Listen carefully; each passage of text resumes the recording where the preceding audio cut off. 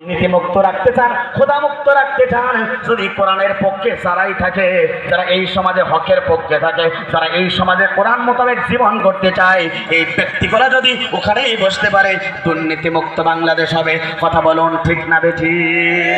আমার বন্ধুরা, অদ্যদানের প্রেসিডেন্ট তিনি আল্লাহ তার এই দুনিয়াতে কোরআন মোতাবেক জীবন গড়েছিলেন। আমি বিশ্বাস করি এই দিন যদি সমাজে বাস্তবায়ন হয়ে যায়, এই সমাজে শান্তি দেবেন তিনি কে? আল্লাহ। জোরে বলেন তিনি কে? আল্লাহ। সুতরাং আগামীর পার্লামেন্ট কোরআন দিয়ে হোক। কারা কারা চান দুহাত তুলে বল আল্লাহকে দেখান। লিল্লাহে তাকবীর, লিল্লাহে তাকবীর, লিল্লাহে তাকবীর। আল কোরআনের আলো দুনিয়ার মুসলিম কোরআন হাদিস শিখানে, আলেম ওলামা শিখানে, ইসলামী আন্দোলন শিখানে। লিল্লাহে তাকবীর।